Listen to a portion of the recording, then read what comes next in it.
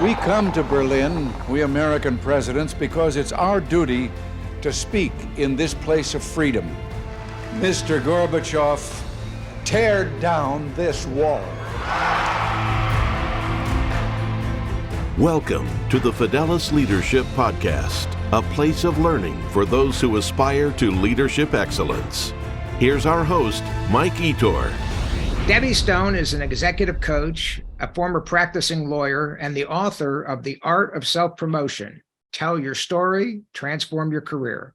She's the founder and CEO of Novateur Partners, an executive coaching and leadership development consultancy serving corporate leaders, lawyers, and the organizations in which they work. I'm thrilled she's here. I've seen your stuff on social media. Debby, thank you so much for coming. Welcome to the Fidelis Leadership Podcast. Thank you for having me. I'm glad to be here. So I'm not much of, I think it's a French name, your company. Did I get it right? You did, although as we say here in the South, Novateur, but that is not the French pronunciation. Okay, I'll take it. As I read that, I'm like, boy, I hope I'm not blowing this, you know. Nope, you did great. All right, great. Well, listen, the intro, you've got a great, rich background. Intro just scratched the surface. Tell us a little bit more. What do our listeners need to know more about Debby Stone? Yeah, so probably the place to start, I moved to Atlanta from New York when I was 9 years old and spent all of my formative growing up years in the Atlanta area before heading up to North Carolina. I was a Duke undergrad, major in public policy, and then took a path to management consulting. So I worked at Bain & Company back in the ages where you could actually know Bill Bain himself.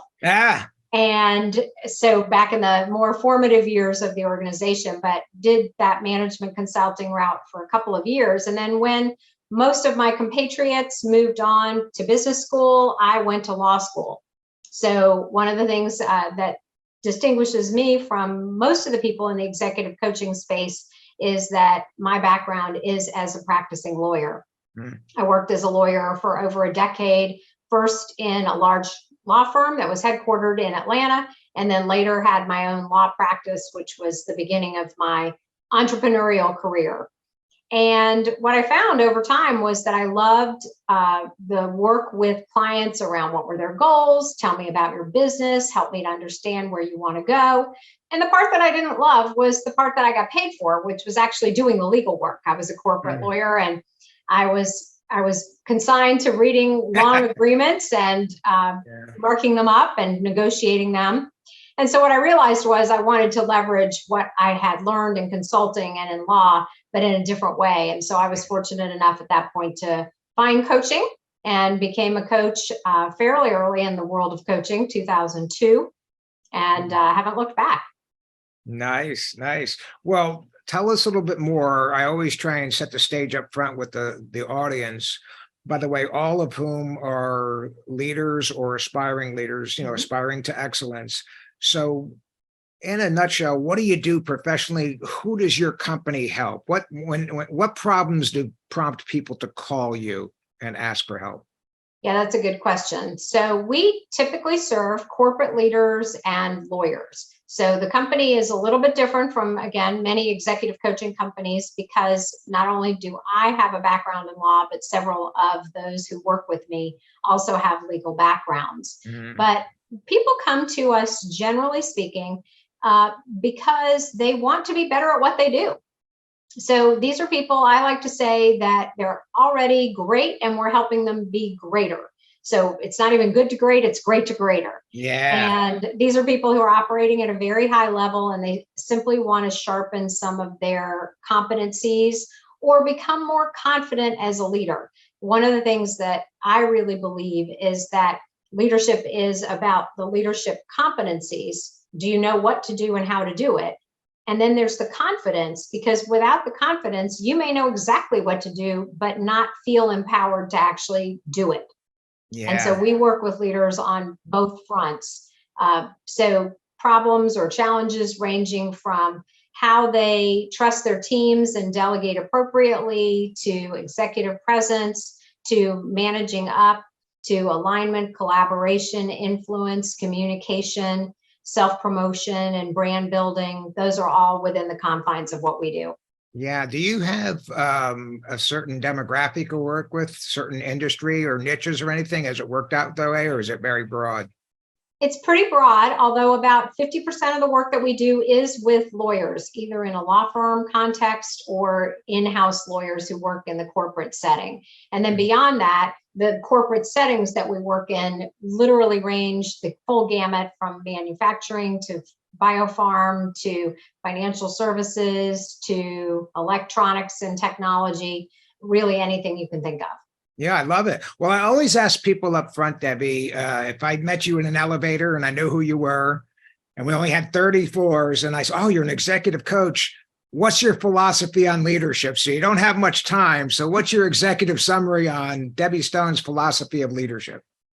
I believe that leadership is values-based, and the best leaders are people who operate from their authentic selves and recognize that being yourself is important for you and the people that you lead, and then put an emphasis on empathy as well as vision. Yeah, I love it. So the timeless question, leaders born or made? Yeah, I love that question. And I believe there are people who kind of come out the chute, if you will, and are natural leaders. They have propensity to be great leaders. And I equally believe that anyone can be a great leader if they are willing to work on it and understand the competencies that they need, and then feel confident enough to put those competencies into action. Yeah, A little bit of both. No, I love it. I agree entirely. I think some people are born with a little bit of aptitude, sometimes a lot of aptitude. Right. We also know that sometimes the people with all that aptitude, if they don't work hard, the people who have worked hard lap them pretty quickly, you know. I mean, the world is full of talented people who didn't work hard and they don't really do all that well. Yeah. But I wanted to get your thoughts on this. I'm big on the term world class, and I believe that leadership is a learned skill. I think you agree with me on that.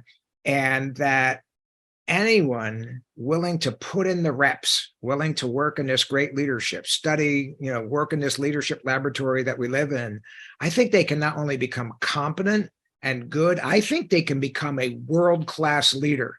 Not necessarily in a world-class company or organization, but I think if you're in charge of the legal department, HR, the mailroom, or whatever, no matter what organization you're in, I think you can develop to where you really are. You have world-class leadership skills at your level, at the level that you're operating at. Any thoughts? I 100% agree with you. And what I would add to that is that I think people can be great leaders from anywhere they are. So most of the time, I think when we're talking about leadership, we're thinking about people who have positions or titles or roles that grant them leadership privileges. And when I think about leadership, I think of it as that set of qualities that you can exercise, even if you're the person essentially at the back of the room, and you can still lead from that seat just by being a leader, the actual being of it, as opposed to the doing of it. Oh, I love that. I've always told people, in fact, the Marine Corps used to tell us, we demand leadership from everybody, including those that are not in a leadership role. And so you had no choice. If leadership meant initiative and bias for action. And as you know, I want to get your thoughts on this because I think we have some of the younger folks less experienced out there listening to this. We've already pretty much stated that it's not just the people with the formal titles that are leaders within an organization. There are people with zero formal title that wield incredible influence, real influence. And in fact, they are leading that organization in various aspects. We've already kind of covered that. Any icing on the cake you'd like to put on it?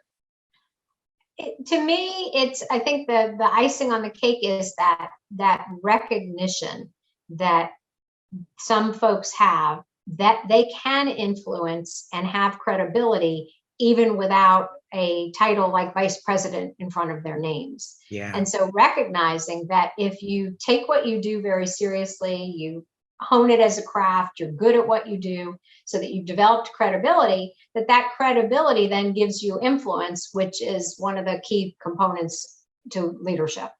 Yeah, I agree with that. Great answer. Well, listen, I know you have published a book titled, we mentioned it in the intro, The Art of Self-Promotion, Tell Your Story, Transform Your Career. I'd like to hear about it. I haven't read it yet. Why'd you write the book? What audience is it intended for? And can you rattle off a few of the main lessons for us so we can get interested in it? Absolutely. So I wrote the book back in 2015. And the reason for the book was that at that point, I'd been coaching for about 13 years. And one of the themes, that I kept hearing over and over and over again from people I worked with was, I'm just not comfortable talking about myself, or I just sit back and let my work speak for itself. And at the same time, I was hearing all of these stories from them about how that wasn't serving them, that leaders that they worked for didn't know what they were contributing. Great example, multiple times in one year, I heard, well, we'd like to consider your client for this new role, but we don't know if they're interested in continuing to grow and develop at the company. Oh, yeah. So again, it just kept coming up, and it came up in so many different contexts. So different industries, different age brackets, young clients who were just coming out of college, all the way up to my most senior client that I ever worked with was a gentleman in his 70s who was wanting to reinvent himself and needed to be able to tell a compelling story about his next chapter. Yeah. So it essentially, the topic found me. I've always thought of myself as a bit of a writer, but I had never written a book. And over the years, I had toyed with a lot of different topics. And really, this topic just kept coming back and biting me and saying, hey, you know what? There's room here for an opinion and a thought process around how we as a group, as corporate leaders, can become better at telling our stories. So that's why I wrote it, really to reach a broader audience on something that I was already coaching individuals about. As I know you are aware, when we have a mission to help people grow and develop, there are only so many people we can reach one-on-one with our own coaching. Right. And I thought, well, this is something that could reach a much broader audience than the one-on-one coaching can on this topic. So I put it together, and the idea behind it is to help people, first of all, start to shift their mindset about self-promotion. When I talk about self-promotion in workshops or keynotes, one of the first things that comes up is you can just see people's faces. When you say those words, there's a discomfort and almost a distaste about it. Mm-hmm. Like, oh, I don't want to do that. I don't like that. I'm uncomfortable with that. And so beginning to help folks shift that mindset into something more empowering, where they feel that they understand what self-promotion really is, what telling their story can do for them, why it's important, and how to do it in a way that's graceful and authentic and confident, as opposed to in a way that feels to them arrogant and boastful. Yeah, I love you. You said a whole lot there. I want to ask a couple of follow-on questions, but you're absolutely right. I think for most people, they are, we've been taught to be humble and not self-promoting. But the need out here to be a self-promoter in the best sense is very real. So I know we've got people listening to us right now, and in plain English, I think some of them want to know, Debbie, what's the difference between legitimate self-promotion and shameless self-promotion? Because we've seen both types, and obviously nobody wants to be the latter, right. But I think a lot of times, especially maybe the less seasoned folks, view any kind of self-promotion as maybe being a little bit overboard or arrogant or assuming, or whatever the case may be. So your thoughts? This is something I talk about all the time. So it originates in this idea of humility. And we've, first of all, taken this word humility and turned it into something that it isn't necessarily. Yeah. We've taken it and made it mean I can't ever talk about who I am, what I do, how accomplished I am, what I bring. Yeah. And in order to be humble, I have to be self-deprecating and silent. And really, when you look back at the origins of the word, it comes from the Latin term humilitas, which means of the earth. So it's about being grounded. So interestingly, I was reading Brene Brown's new book, and it's called Atlas of the Heart, and she's defining various terms, including the term humility. And I won't do it exact justice because I don't have it memorized, but the essentials of what she said is that humility is really about taking a view of both where you excel and the areas where you need to grow. And so if we are humble in the truest sense, then we can promote ourselves because we're aware of where our downsides are, where are the places we still need to grow. And we're equally conscious of the things that we do very well that are our strengths. And so one of the things I often say to people, and I believe this to be true, is that if you're the person worrying about whether you're going to be arrogant and over the top and obnoxious, you're not that person. Yeah. So it's the people who are not even thinking about it and just come into the room that we all need to worry about. Yeah, I love it. I got to tell you, you're really hitting home on that one. You know, I'm from a Marine background, and I don't think there's not much worse you can do in that environment than to be a shameless self-promoter. It's just not tolerated, and your reputation will suffer. Well, out here, as you know, I did 15 years as a C-level executive in a publicly traded company, and I retired and I hung my shingle out. And the single hardest thing, and I am a writer, I've written 4 books. I am a writer. I love to write. I write every day. The single hardest thing I ever wrote about myself, Debbie, was the bio page on my website, specifically the Marine portion of it, where I had to write a statement. It's factual. And, you know, we're out here, you have to sell yourself. But I referred to myself as a decorated combat leader. And I got to tell you, I took that phrase in and out of that text 50 times before I hit the button. I looked it up. A lot of other coaches on LinkedIn where it's appropriate to use, they were using it and all of that. And that is something I would have never referred to myself as in the Marine Corps, you know, because you're wearing a uniform, people can see your awards and all that. They can put 2 and 2 together. But out here, it's a competition, and I am competing with other coaches. And I did want people to know that I not only served as a leader in the Marine Corps in peacetime, I did serve as a combat leader. But I got to tell you, it was hard. And when I've told that to other Marines, they're like, yeah, am I going to have to do that? I said, well, if you want to get in my line of work, you have to promote. You have to self-promote. It's true. And that's not shameless self-promotion. So I got to tell you, it made my skin crawl just thinking about doing that. What pushed you over the line to actually do it? So there's that great question. There's a couple of things. I realized that my credentials, if I say so myself, were legitimate beyond question. 24 years as a Marine leader, enlisted an officer, and then 15 years in the business world as a C-level executive in $1 billion publicly traded company. So I had the credentials to do this.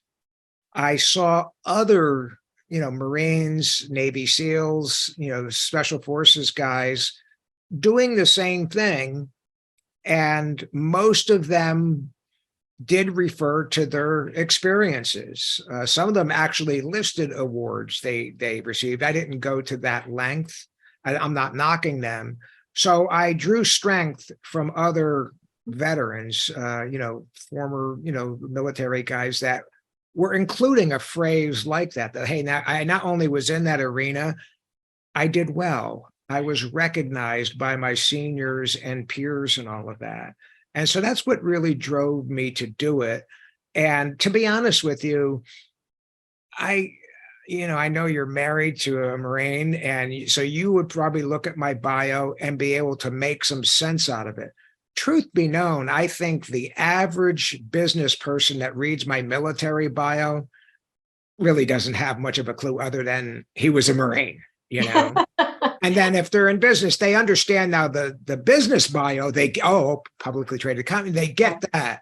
So it was just a hurdle I had to get over. And I've never looked back on it. I've never received any criticism from it. No. But that doesn't mean that there aren't Marines and other military guys out there looking at that website saying, ooh, that's a bold statement. And so I want to go full circle on it because there's people out there, I'm talking about me personally in the Marine context, but there's people out there listening right now saying, yeah, okay, Debbie, I'll read your book 10 times, but I just can't talk about myself. It's not how I was raised. Any thoughts? Absolutely. That is really what the book is about, is getting past those barriers. And the most important thing about the whole process is to remember that if we don't share relevant information about ourselves with prospective clients, with our bosses, with other leaders in the organization, with the people we do business with, then they can't make informed decisions about us. Yeah. So it's not about, let me push this on you. I say in the book, it's storytelling, not story selling.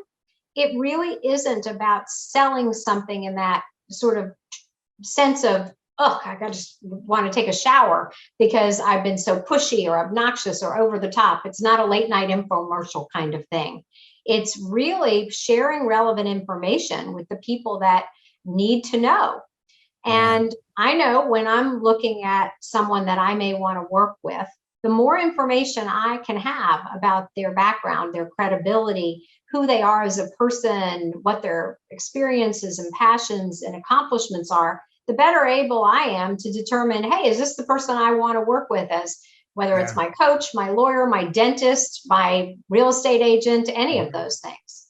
So yeah, I want to give you an example and hear your thoughts on this, because I think it's a tangible example of something that really happened. When I was at this company, K-Force, most of the back office reported to me, HR, a lot of finance, tech, marketing, procurement. If it wasn't a sales function, it generally rolled up to me.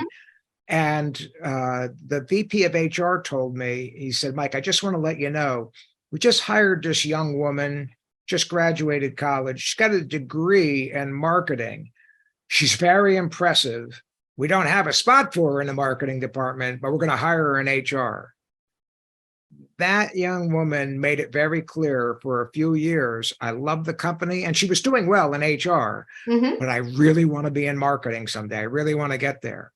Fast forward a few years, and I was tasked with creating a social media department. We had no social media presence. We had a website, but no social media per se. And boom, you know where I'm going with this. She came in with 3 other young ladies, because the old guys like us, we didn't know social media, and they did.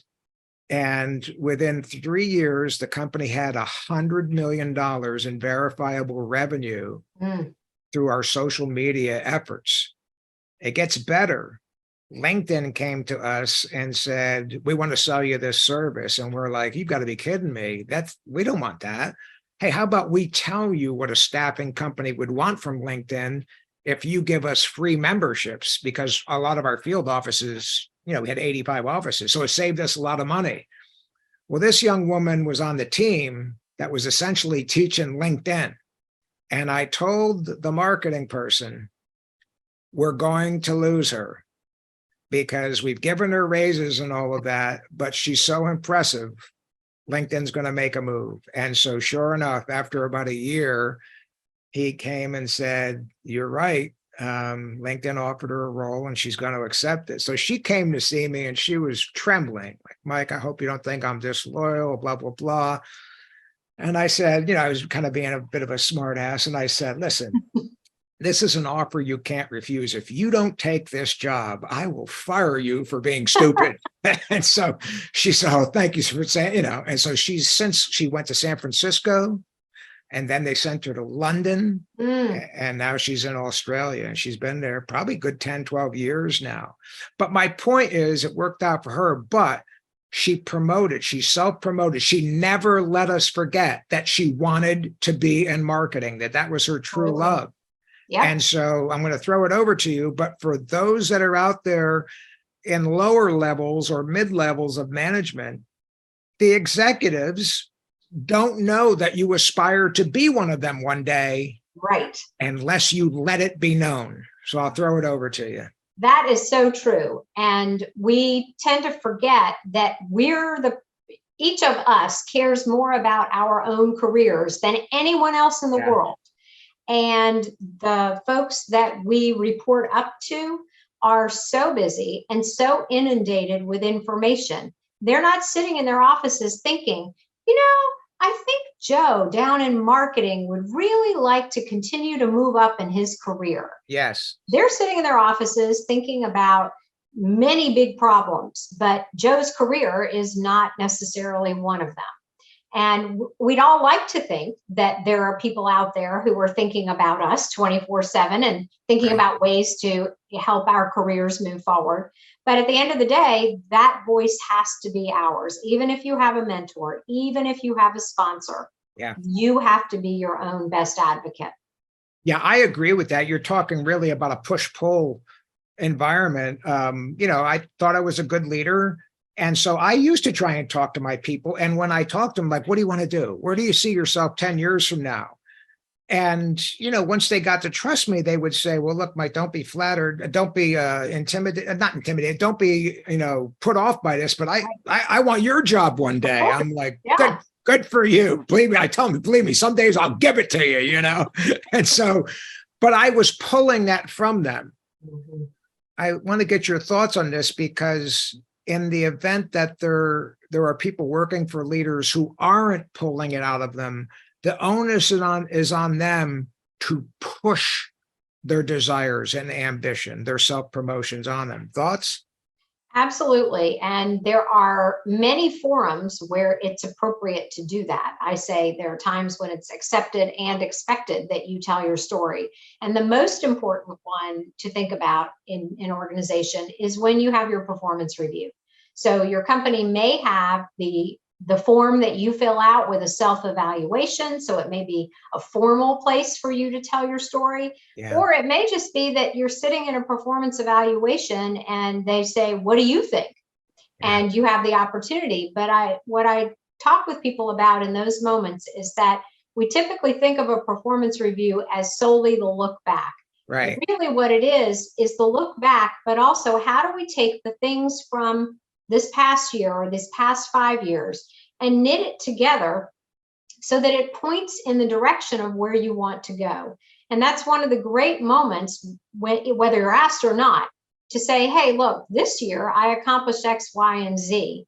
I think I'm ready to move forward and be considered for this new role. Or I think these are the 5 new things I'd like to learn next year so that I can be ready for a promotion. Yeah, I love that. I want to give you another real life anecdote and get your thoughts on it. And really, this is a teaching tool, again, for the leaders out there, of what can happen if you don't self-promote and show people where you want to go. So I joined this firm in 99. The dot-com crash hit soon thereafter. That was the bad news. The good news was there was a lot of opportunity because people are jumping ship and quitting and all of that. And there was a long time field guy, a recruiter, who had been with the company probably 20 years at that point. He had a great reputation. And where I'm going with this is they said, Mike, we want you to start a training department. And I said, okay. So I started a training department. My initial role, Debbie, was to start a leadership development program. And they said, well, we want you to start a training department as well. So I did that. Well, evidently the word got back to the executives that this longtime employee didn't have anything against me, but he was really put off that he didn't get that role. You know where I'm going with this. He had never told anybody he had aspired, to do that. First of all, to take that role, he would have had to move from one state to Tampa to our headquarters, but evidently he was willing to do that. But in the past, years back, he told people he was not interested in traveling or moving. So he had kind of disqualified himself. But worst, And he would have done a good job at this role, Debbie. He never told a soul. And so they gave it to me. And of course, the die was cast, and I went and ran with it and all of that. And I felt bad for him because he really was not even considered. He was not considered because he hadn't said a word. And they asked him, good guy, he was a great guy, why didn't you say anything? He said, well, I've been here so long. I thought my reputation was such that when something like this came up, you would have thought of me. No. And that is the number one mindset that holds people back. Many people assume that their great work, their reputation, the fact that they've been with the organization is going to make the difference and sort of speak for itself. Yeah. And it doesn't. It would be a great world if that's how it worked. It just doesn't work that way. No, it doesn't. And that story had a happy ending. He really was a great guy. He stayed with the company at least another 10, 15 years and then left to go to another company. And the last I knew, he was on his own like we are in a consulting and coaching role and all of that. And great guy. He never held anything against me. Yeah. But it was a morale problem. I mean, he was legitimately, I think he was thinking about leaving the company. I can imagine that he would. Yeah. But he felt he had been passed over. The reality was he hadn't even been considered. And that's the thing. Often we think that we're going to be recognized. And when we're not, we feel passed over. We internalize that. It affects decisions that we make, how we perform at work. Mm-hmm. And all we really need to do is raise our hand and say, hey, this is something I could do, and here's why. Yes. And it's not bragging if it's the truth about what you bring. Yes. And one of the things that I talk about in the book is how important it is to really do some self-reflection on your strengths, your accomplishments, the things that you uniquely bring to any opportunity. Because again, we assume people know, oh, well, he's good at that, and she's good at that, they're good at that. And in fact, most of the time, people don't stop and think about that any more than we stop and think about it about ourselves. Yeah. Most of the clients I work with would much sooner have a conversation with me about their development opportunities than to talk about their strengths. Yeah. And so we start with, okay, let's talk about where you're great. Yeah, absolutely. Well, that's a good segue into my next question. You've been fortunate, rich corporate background, and then, of course, what you've been doing, on your own. You have worked with, observed, trained so many leaders. Let's talk about the top slice of the top slice now, the very best you've observed. Do the best of the best leaders you've observed, studied, worked with, coached, do they seem to have some core traits and qualities, attributes in common? Definitely. I think that, first of all, being good listeners, seeking to understand is one of the key things. Being empathetic, meaning caring about the people that surround you. The leaders that I've worked with who are really great tend to have what I think of as realistic positivity. So they have a really positive, optimistic outlook tempered by what's real and concrete. So it's not Pollyanna, but it is a positive way of looking at things. Typically, the best leaders, I think, have a good dose of transparency and a bit willingness to be vulnerable, as opposed to the folks who say, hey, look at me, I know everything. They're willing to say, this is something I don't know much about, or educate me, or tell me more about that, help me to understand. And I think vision is also really important. As a leader, you've got to be able to think about where are we going, how do we get there, and help people to align with that vision. Yeah, I love it. You said a lot there. I want to throw something out to you and get your thoughts on it. I teach my proteges and my clients and all of that. I teach them about something that I call the leadership epiphany. Mm-hmm. And you know what an epiphany is. A leadership epiphany, as Mike Etor describes it, is that day when a leader suddenly realizes that she doesn't have to have all the answers, is not expected to have all the answers, is not expected to be the smartest person in the room, and that statements like, I don't know, and what do you recommend, are not only not seen as signs of weaknesses, they're seen as signs of strength by their teammates.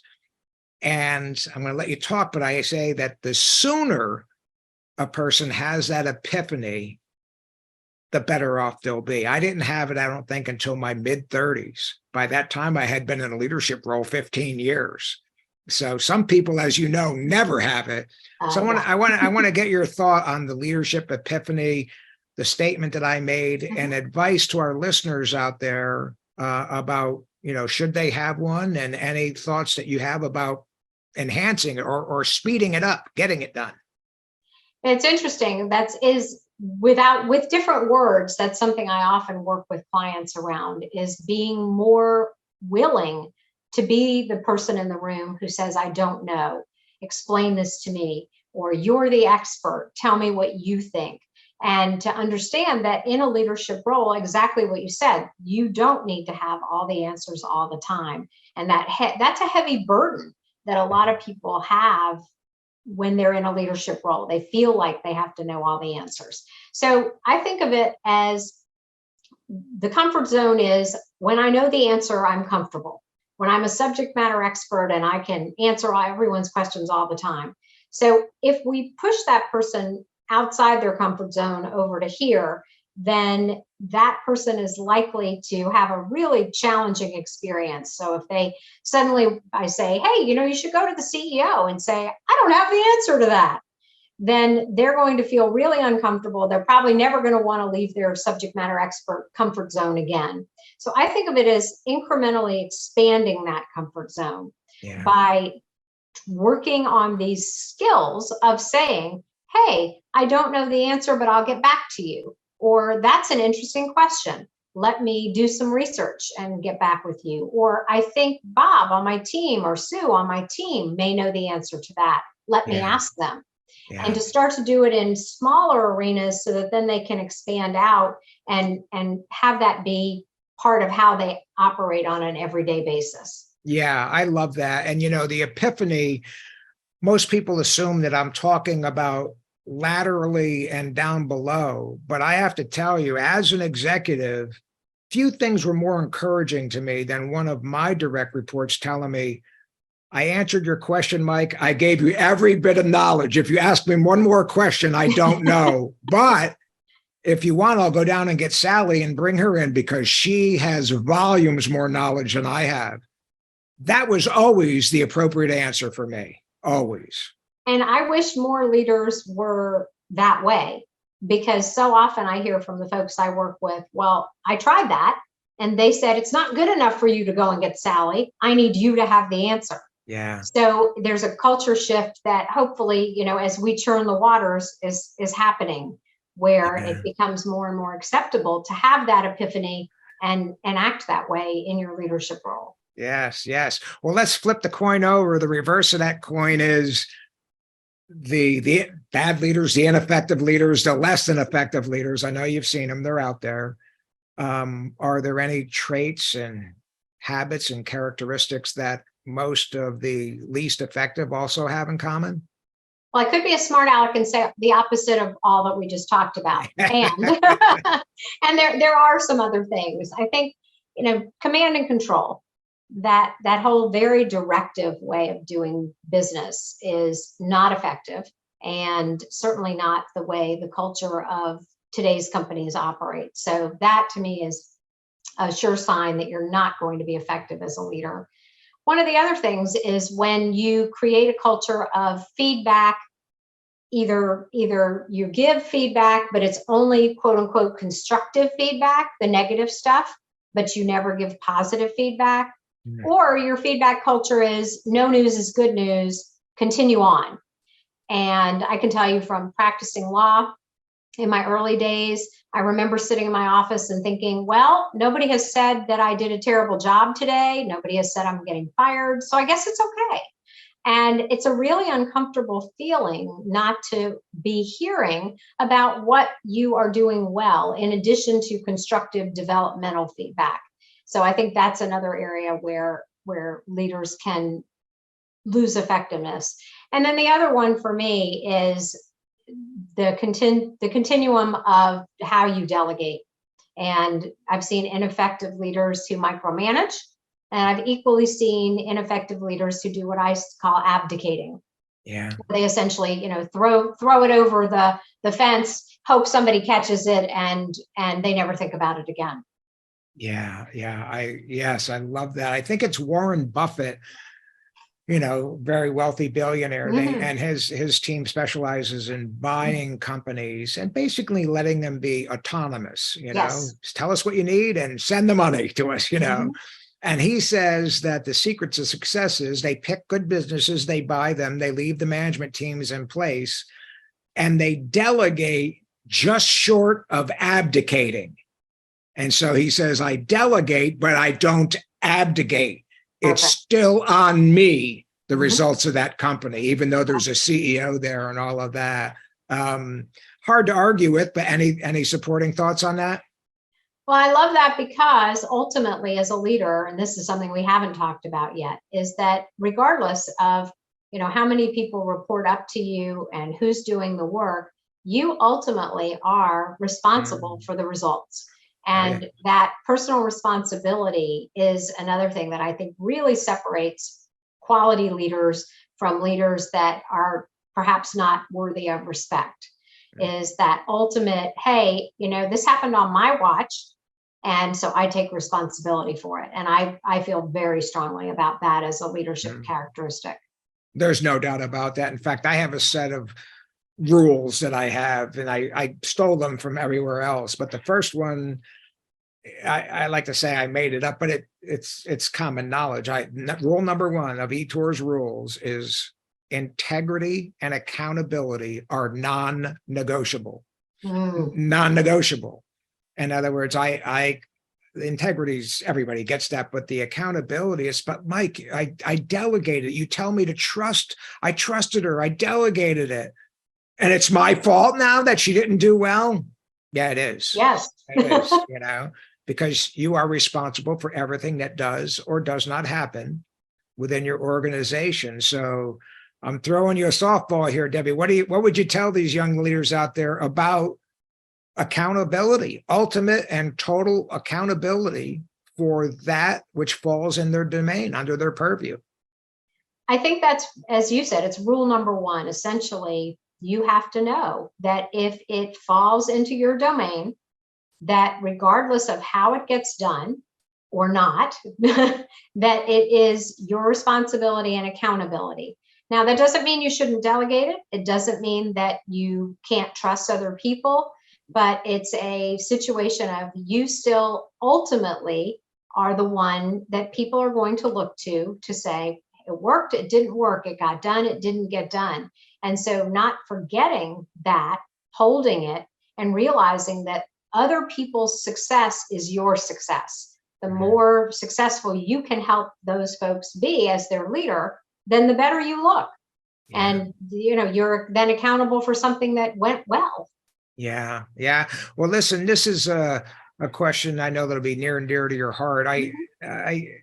I find as an executive coach, a lot of the people, I'm not cheap. Executive coaching is not cheap.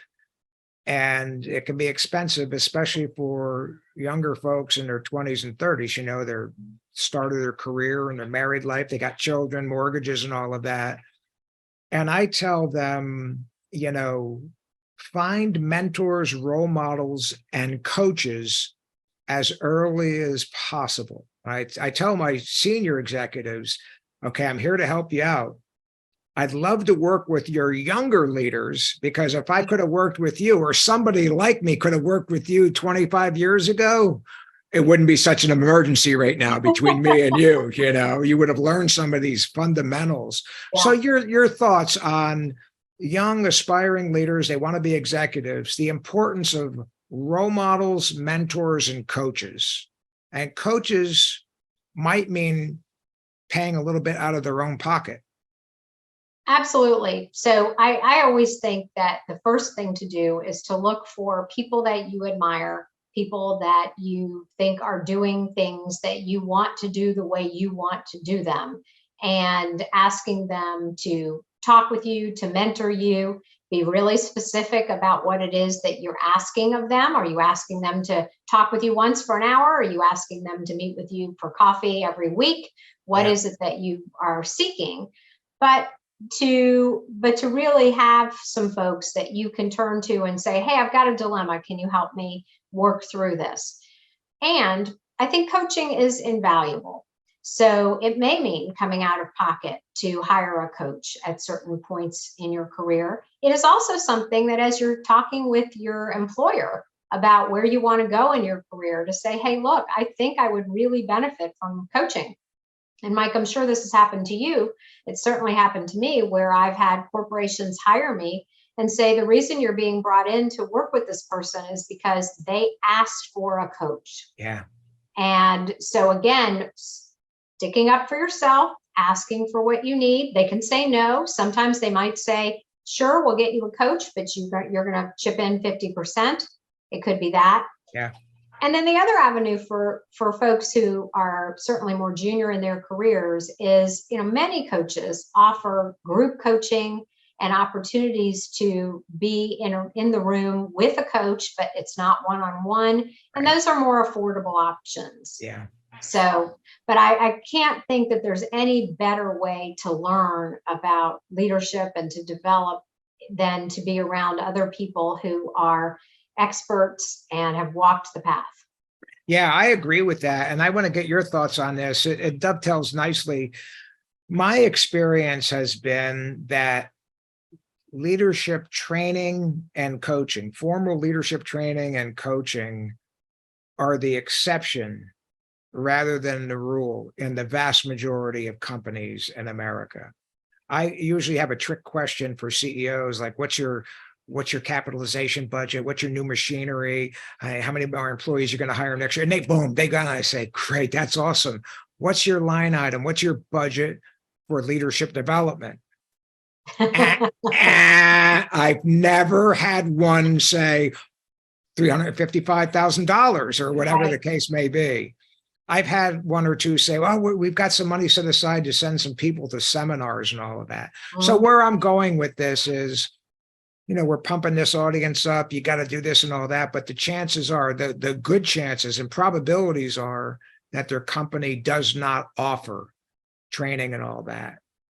And now their choice is to do nothing or to ask for it. That answer is going to be yes or no. If it's a yes, great. If it's a no, I say that the really motivated people are still going to do everything in their power to develop themselves. To your earlier statement, nobody cares more about their career than they do, and they have to do it. And before I let you go on this, I want to let you know, one of the reasons why I was tasked with doing the social media department was because I had actually had an interest in the internet. I knew it was the wave of the future. Right. And I actually went to some internet marketing conferences on my own dime. And the CEO said, Mike, I know you're on vacation last week. Where'd you go? I said, well, actually, I went to Las Vegas to this internet marketing thing. He goes, what? and my team would say, Mike, that doesn't have anything to do with your job. I said, I know, I love it. It's fascinating. Well, because I did that and let the CEO knew where I was going, when the social media department came up, he knew he had at least one executive that had shown such an interest, enough of an interest in social media and what it could do for business, that he actually learned about it on his own dime.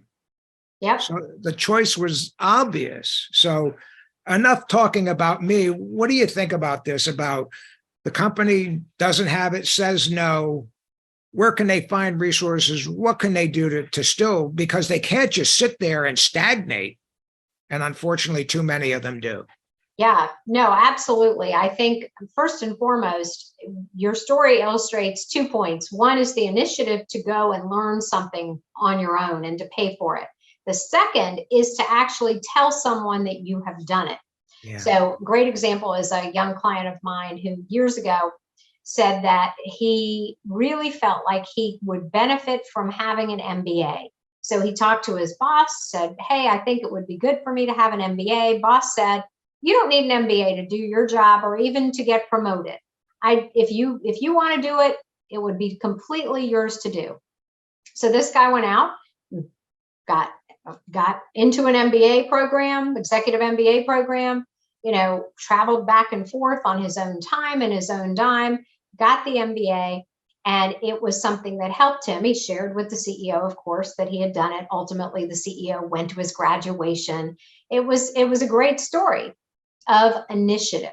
Yeah. And so, no, you're right. Not everyone can afford to go to a conference on their own or to get an MBA on their own.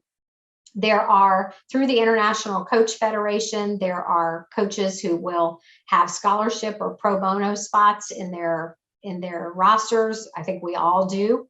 Yeah. And so if you're a young person just starting out in your career, there are coaches that may take you on at a fee that you can easily afford, but they may say, hey, we want you to have some skin in the game. I would also say that even just mastermind groups or roundtables of peers can be really helpful, even non-facilitated, to say, hey, there are a bunch of us who are similarly situated, or here's a group of people that I went to school with. Let's all jump on a call once a month and talk about an article or a book that we're reading that's leadership related. It doesn't have to be expensive. I mean, you can get leadership knowledge from podcasts like this one, from reading books, from blogs, and then talk about those things, and the learning continues. So it's more about the initiative, I think, than the expense. I agree entirely. In fact, what you just said is exactly what I suggested to a young person. And so they started a little book review club Yes. in their company. And none of the executives, unfortunately, were interested. So this was a level or two down. Mhm. And there were 5 or 6 of them. They said, we're going to buy this book. And next Friday, we're going to have lunch together. We're just going to bring a bag lunch. We're going to have lunch and we're going to discuss the first 5 chapters. And you know where this is going. Within a year, that group was probably 15 people. That's fantastic. Then the executive saw that and said, yeah, we should probably we should not only have facilitated that, we should be participating. Mm-hmm. So it elevated up, and now it's a formal practice within the company. And it just, it was the wedge in the door, so to speak. And now that company has greatly expanded their leadership training and all that. But it started from below. It started with initiative with 5 people that were willing to buy Marshall Goldsmith's book and discuss leadership and all that. And quite frankly, I am so upset that I am 66 years old and YouTube wasn't around when I was in my 20s. Could you? I mean, because you know, Debbie, I know you go to YouTube, and I do too. There is some incredible content out there for free. Absolutely. There, you can learn anything and everything on the internet for free. Whether it's, how to fix your toilet or whether it's how to be a better leader. So yes, I completely agree with you. Yeah, I agree. Well, listen, we're out of time, but I can't let you out of here without asking you the big question I ask of all of the guests. I do it at the end so I don't stymie them too much. But Debbie, if you were able to bring back one leader from the past and spend a day with that person, who would it be and why? So I think about this question a lot, and there are so many leaders I'd love to meet with, but the one that I'm going to share is I'd love to talk with Susan B. Anthony. She was a leader in a number of different movements, ranging from temperance to the women's movement. She was an abolitionist before being an abolitionist was a cool thing to be. And at a time in the 1800s where women as leaders, that was like an oxymoron. And so I'd love to hear from her about the way she thought about the issues, how she got the courage to do what she did. She spoke all around the country and really all around the world about different issues, particularly women's issues and women's rights and women's right to vote. And ultimately, I can thank her for giving me the right to vote, which I take very seriously. And whenever I hear somebody saying they're not going to vote, particularly a woman, I say, hey, wait a minute. This is something we didn't even have all that long ago. So we need to make good use of it. So I'd love to sit down with her and really hear about her pioneering leadership for women. Yeah, I love that's a great answer. And relative to that, it's shocking to me to think that in my lifetime, women were deemed too frail to run marathons. The first woman that ever jumped into the Boston Marathon did it dressed like a man. My husband and I were literally talking about that in the last hour. Yes. He's a marathon runner, so that really caught his attention. And and women couldn't buy property, get mortgages, even as recently as the 1960s. So we've come a huge way, and I think people like Susan B. Anthony are the reason. Yes, I agree. What a trailblazer. Great selection, by the way. Well, listen, I am sure that people are going to, first of all, want to find your book, and they're going to want to find you. So how do we find your book, and what's your social media presence? How can people contact you? Absolutely. So the best place to buy the book is on Amazon. It is available in ebook and paperback. If you just look up The Art of Self-Promotion by Debby Stone on Amazon, you will have no trouble finding it at all, and they will be happy to send it your way.